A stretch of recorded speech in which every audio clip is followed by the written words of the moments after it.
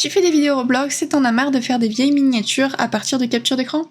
Je comprends, moi aussi. C'est pour ça qu'aujourd'hui je vais te montrer comment on fait pour les faire en 3D.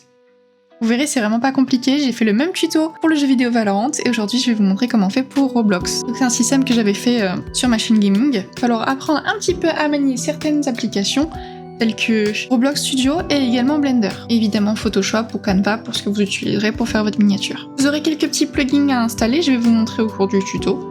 Pour commencer, vous allez me lancer votre Roblox Studio. Normalement, c'est une application qui s'est installée en même temps que vous avez installé Roblox sur votre PC. Si c'est pas le cas, je vous invite à vous rendre sur le site officiel et l'installer. Une fois que c'est fait, vous aurez lancé l'application. Vous allez descendre un petit peu et lancer n'importe quelle map. Généralement, c'est celle-là que les gens lancent, donc on va lancer celle-ci, mais elles fonctionnent toutes, donc peu importe laquelle vous lancez. Une fois ici, on va installer le plugin Load Character. C'est ce qui va permettre de mettre notre personnage. On va se rendre dans Plugin. Taper le titre. Alors attendez, je vous agrandis ça. Voilà. Vous voyez, il y en a déjà beaucoup. Alors, on voit, il est ici. On va le taper. Load Character. Caractère, il y a un H, pardon. Caractère.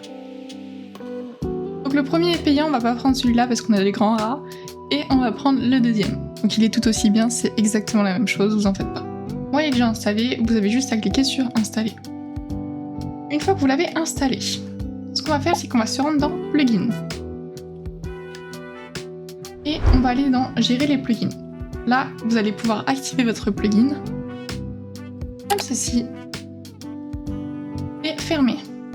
On va venir cliquer sur notre plugin, du coup, installer. Et ici, on va pouvoir ajouter notre personnage. Donc on va mettre notre pseudo, ou alors celui du pseudo de la personne que vous voulez ajouter. Il vous faut juste le pseudo, et faire spawn R15.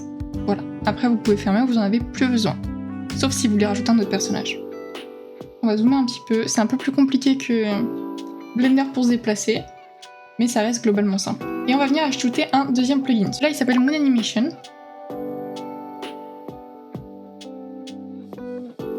On va venir taper Moon Animation 2. Je sais pas si celui-là il marche, on va faire Moon Animator. Alors lui, je vous le conseille pas, je l'ai essayé, il est vraiment nul. Au niveau des déplacements, en fait, vous pouvez pas... Il y a un certain degré de déplacement, et c'est pas très appréciable. Voilà, globalement, il est bien, mais je le conseille pas. Nous, on va prendre... Alors, attendez. C'est un dé avec la pièce de puzzle qu'il faut installer. Donc vous regardez au niveau du nombre de likes. Essayez de prendre celui où il y a le plus gros pourcentage de likes. Genre lui, par exemple, il a 80 de likes. Vous pouvez installer celui-là, par exemple. Et une fois installé, vous allez pouvoir cliquer sur le logo.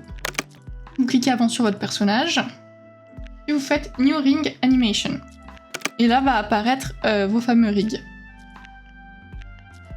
C'est ce qui va permettre à votre personnage de bouger par partie. Donc là, vous pouvez voir que vous avez toutes les parties de vos personnages. Et en cliquant dessus, vous allez pouvoir faire... Alors attendez, ils ont disparu, voilà. Si vous voulez faire apparaître, vous avez juste à cliquer sur votre plugin. Et là, comme Blender, ça va marcher avec les axes X, Y et Z. Et vous allez pouvoir jouer avec la rotation.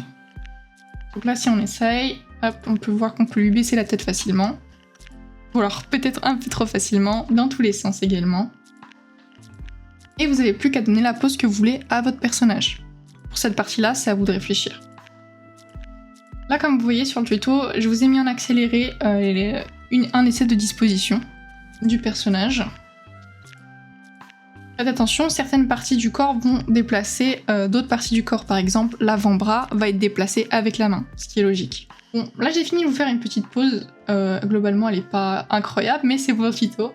On va venir faire un clic droit sur votre pseudo. Sauvegarder et exporter. Là, je vous laisse l'enregistrer là où vous voulez. Et on va se rendre sur Blender. Une fois sur Blender, je vais supprimer mes éléments parce qu'ils me servent à rien. Vous verrez, on va les re-rajouter, mais c'est un réflexe malheureusement.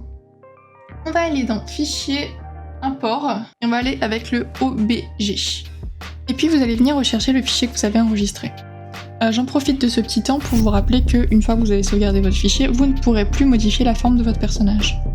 Uniquement la taille et l'emplacement. Une fois que vous l'avez importé, vous allez faire un Maj A, qui va vous permettre d'ouvrir ce panneau, et vous allez faire Set Origin.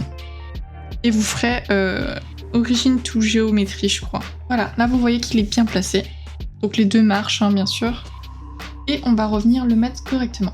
Alors, comme pour Moon Animator, vous allez pouvoir le déplacer sur un axe.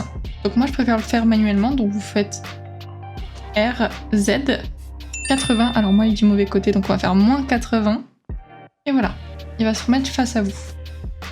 Pour le moment il ressemble pas à grand chose parce qu'il a pas sa texture, donc on va venir cliquer sur le petit rond en haut. Alors mon PC va un petit peu lag, voilà. Et vous allez voir votre texture s'afficher. Ensuite on va faire Maj A, ça permet de rajouter des objets et des éléments. Et on va mettre la caméra. Moi j'en ai plusieurs parce que c'est dû au cours. En cours on travaille sur plusieurs caméras différentes. Mais vous normalement vous en aurez qu'une. On va venir la placer, donc pour ça vous faites G et X.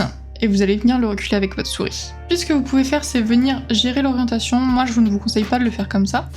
Ce que je vais vous conseiller de faire au contraire c'est de cliquer dessus, aller sur le petit carré orange que vous verrez à droite. Au niveau de la rotation, en premier on va le mettre à 80, celui en Y à 0 et le X à 90 également. Ah oui, c'était pas 80, c'était 90, pardon, autant pour moi. Voilà, comme ça normalement il sera bien en face de votre personnage.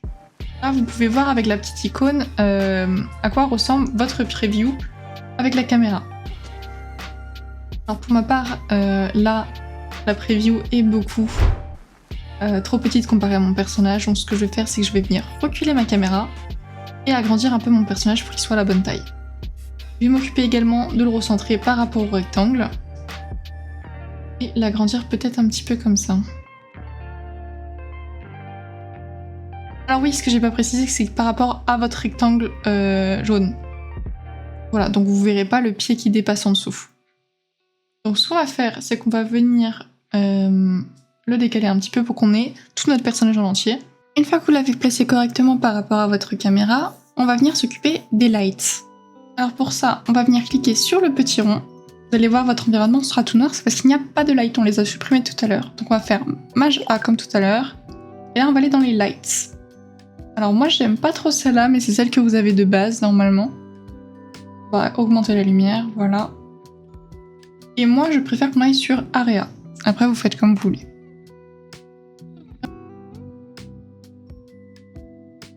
On va venir la diriger vers notre personnage avec la petite boule jaune et venir agrandir notre carré. Donc on a une première light.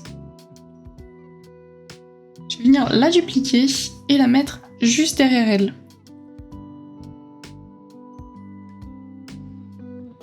Il va falloir bien recliquer dessus parce que voilà, sinon ça modifie la mauvaise. Donc on reclique jusqu'à ce que le truc soit jaune. Hop, je vous montre un exemple avec l'autre light, la point light. Et je la mets derrière pour pouvoir créer une backlight. Donc celle-là, généralement, j'aime bien mettre une couleur un peu vive. Elle va venir faire le contour de votre personnage. Généralement, ce que vous pouvez faire, c'est mettre 3 lights. Vous aurez, si vous vous renseignez sur internet, je vais essayer de vous trouver un schéma. On a la kill light, la fill light et la backlight. Ce sont 3 lights très importantes et puis ça peut rajouter un plus à votre personnage. Moi pour l'instant je galère avec des couleurs, je sais pas trop sur quoi je vais partir pour ma miniature, donc pour le coup j'avoue que j'y vais un petit peu à l'aveugle.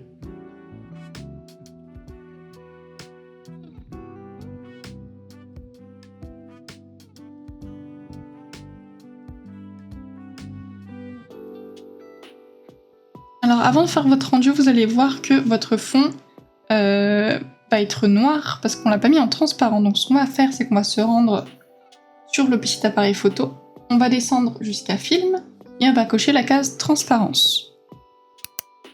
Voilà, normalement vous allez voir des petits carrés. Il va également falloir qu'on augmente la qualité.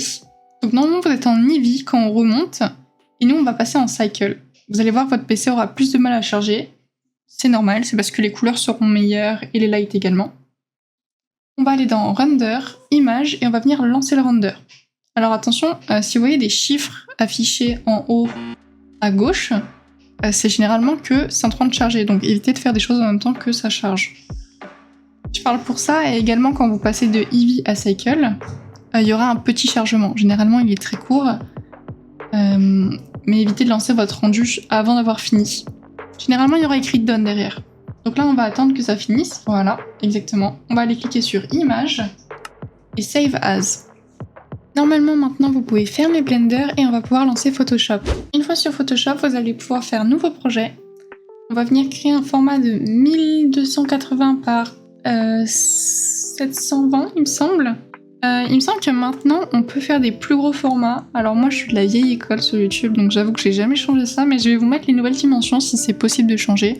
J'ai entendu dire qu'on pouvait faire du 1920 par 1080 également, donc c'est un format d'écran. Je vous confirmerai ça au montage.